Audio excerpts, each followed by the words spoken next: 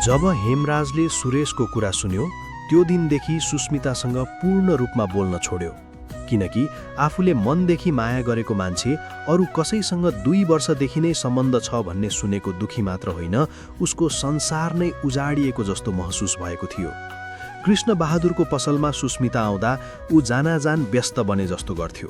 कहिले सामान मिलाउन थाल्थ्यो, कहिले गोदामभित्र पसिहाल्थ्यो। उता सुस्मिताको मन भने दिनदिनै टुट्दै गइरहेको थियो।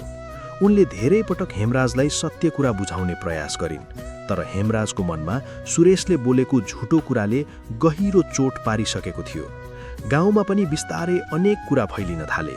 कसैले हेमराज र सुस्मिता झगडा परेछन् भन्थे, कसैले सुरेश र सुस्मिताको प्रेम रहेछ भन्दै हल्ला गर्थे। सुस्मिता यस्ता कुरा सुन्दा भित्रभित्रै रोइरहन्थिन्, तर कसैलाई आफ्नो पीडा भन्न सक्दिनथिन्। एक दिन साँझपख उनी पसल नजिकैको बाटोमा हेमराजलाई भेटिन्। उनले आँसु ठाम्दै भनिन्, एकपटक मेरो कुरा त सुन। तर हेमराजले कठोर स्वरमा भन्यो, अब सुन्न केही बाँकी छैन। यति भनेर ऊ त्यहाँबाट हिँड्यो। सुस्मिता त्यही बाटोको छेउमा उभिएर धेरै बेर रोइरहिन्। त्यो दृश्य देखेर बाटो हिँडिरहेका केही महिलाहरू पनि भावुक बनेका थिए। समय बित्दै गयो, तर दुवैको मनको पीडा झन बढ्दै गइरहेको थियो। हेमराज राति एक्लै हुँदा सुस्मिताको सम्झनामा हराउँथ्यो। उसलाई अझै पनि सुस्मिताको मुस्कान सम्झिन्थ्यो, तर अहङ्कार र चोटले उसलाई फेरि फर्किन दिइरहेको थिएन। उता सुस्मिता पनि दिनदिनै कमजोर बन्दै गइरहेकी थिइन्। नीता कुमारीले छोरीको अनुहारमा हराएको चमक देखेकी थिइन्, तर उनले वास्तविक कुरा बुझ्न सकेकी थिएनन्। त्यही समय रुद्रबहादुरले छोरीको विवाहको कुरा अगाडि सारे। गाउँकै धनबहादुरको छोरा सहरमा जागिर खान्थ्यो र उसैसँग सुस्मिताको विवाह गर्ने कुरा चल्न थाल्यो। यो खबर बिस्तारै गाउँभरि फैलियो र एक दिन कृष्ण बहादुरको पसलमा आएका मानिसहरूको कुराबाट हेमराजले पनि त्यो कुरा सुन्यो। रुद्रबहादुरकी छोरीको विवाह पक्का भएछ भन्ने शब्द सुन्ने बित्तिकै उसको मनभित्र कसैले चक्कु रोपे जस्तो भयो। ऊ त्यो दिनभरि चुपचाप बसिरह्यो। रातभरि उसले आँखा चिम्लन नसकेन।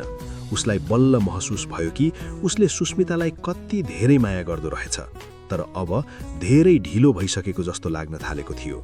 विवाहको मिति नजिक्दै गयो। गाउँमा तयारी सुरु भयो। घरमा रङरोगन गरियो। आफन्तहरू आउन थाले, तर सुस्मिता भने दिनदिनै भित्रभित्रै टुट्दै गइरहेकी थिइन्। विवाह हुनुभन्दा एक दिन अघि हेमराजले अन्तिम पटक सुस्मितालाई भेट्ने सोच बनायो। रातको समय थियो। गाउँ शान्त थियो। ऊ चुपचाप सुस्मिताको घर नजिक पुग्यो। त्यहाँ उसले सुस्मिताको सानो भाइलाई भेट्यो। हेमराजलाई चिनेछ र बिस्तारै भन्यो, दाई, दिदी धेरै रोइरहनु भएको छ। हेमराजको मन झन भारी भयो। उसले डराएर सोध्यो, किन? सानो भाइले निराश हुँदै भन्यो, दिदी यो विवाह गर्न चाहनुहुन्न। उहाँले त हेमराज भन्ने केटा मन पराउँछु भन्नुभएको थियो, तर त्यो मान्छेले नै गलत बुझेर बोल्न छोडेछ भनेर मलाई रुँदै भन्नुभएको थियो। त्यो कुरा सुन्ने बित्तिकै हेमराजको खुट्टा मुनिको जमिन नै हल्लिए जस्तो भयो। उसले तुरुन्तै सोध्यो, सुरेशसँगको कुरा के हो त? भाइले अचम्म मान्दै भन्यो, त्यस्तो केही होइन। दिदीले त कहिल्यै उसलाई मन पराउनु भएको थिएन। हेमराज अब आफूले गरेको गल्ती सम्झेर पूर्ण रूपमा टुटिसकेको थियो। ऊ त्यहाँबाट दौडिँदै सुरेशलाई भेट्न गयो। सुरेश गाउँको चौतारामा साथीहरूसँग बसेको थियो। हेमराजले रिस र पीडाले काँपिरहेको स्वरमा सोध्यो, तैले किन झुट बोलिस्? सुरेश डराउँदै भन्यो, त्यो दिन सबैले केटी साथीको कुरा गर्दा मैले पनि मजाकमा भनेको थिएँ।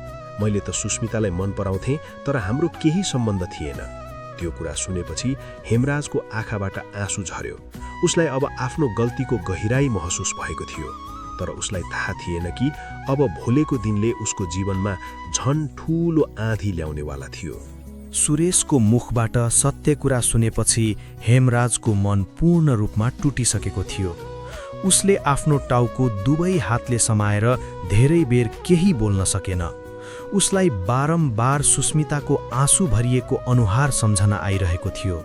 उनले कति प्रयास गरेर सत्य कुरा बुझाउन खोजेकी थिइन्, तर उसले कहिल्यै उनको कुरा सुन्न चाहेन। त्यो रात हेमराज घर फर्किएन। ऊ गाउँमाथिको डाँडामा गएर एक्लै बसिरह्यो। चिसो हावा चलिरहेको थियो। टाढा गाउँका घरहरूमा बलेका बत्तीहरू देखिन्थे, तर उसको मनभित्र भने पूर्ण अन्धकार थियो। उसले मनमनै भनिरहेको थियो, मैले आफ्नै हातले आफ्नो माया गुमाएँ। बिहान घाम नहुँदाउँदै गाउँमा बिहेको चहलपहल सुरु भइसकेको थियो। सुस्मिताको घरमा आफन्तहरूको भिड बढिरहेको थियो। बाजागाजा बज्न थालेका थिए। तर हेमराजको मन भने अझै बेचैन थियो। उसले अन्तिम पटक सुस्मितालाई भेट्ने निर्णय गर्यो। ऊ हतार हतार सुस्मिताको घरतिर लाग्यो। तर घर नजिक पुग्ने बित्तिकै उसले अनम्ठो खैलाबैली देख्यो। मानिसहरू यताउता दौडिरहेका थिए। नीता कुमारी रोइरहेकी थिइन्। रुद्रबहादुर आत्तिएको स्वरमा मानिसहरूलाई केही भन्दै थिए। हेमराज डराउँदै भिडभित्र पस्यो। त्यही बेला कसैले भन्यो, सुस्मिता घरमा छैनन्। अर्को मान्छेले भन्यो, बिहे हुनुभन्दा अगाडि नै कतै भागी छे। त्यो कुरा सुन्ने बित्तिकै हेमराज स्तब्ध भयो। उसको मनमा हजारौं कुरा एकैपटक खेल्न थाले। उसले सोचेको थियो आज उसले आफ्नो गल्ती स्वीकार गर्नेछ, सुस्मितासँग माफी माग्नेछ।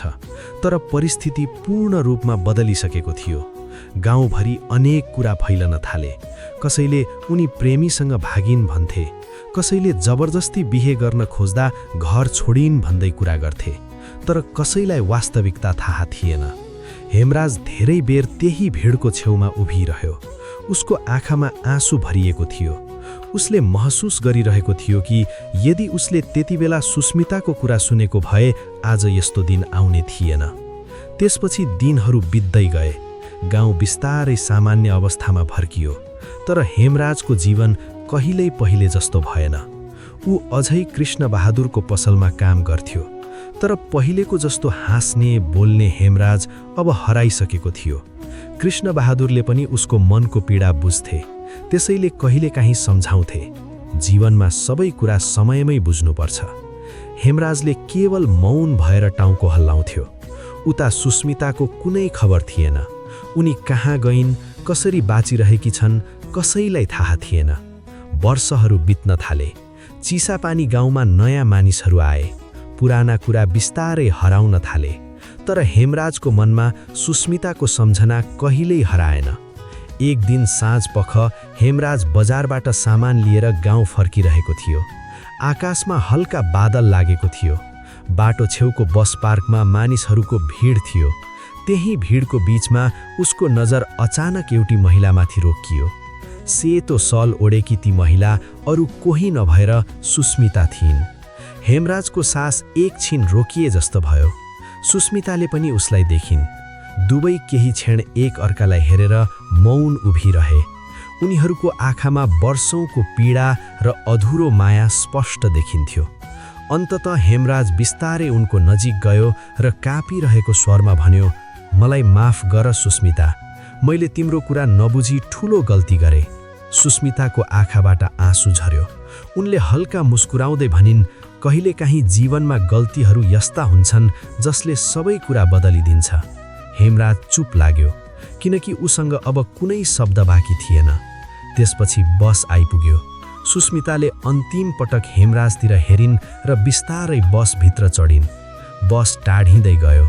हेमराज त्यहीँ उभिएर हेरिरह्यो र उसले जीवनभरका लागि एउटा कुरा बुझ्यो कि मायामा सबैभन्दा ठूलो गल्ती भनेको विश्वास नगर्नु र प्रिय मान्छेको कुरा नसुन्नु रहेछ।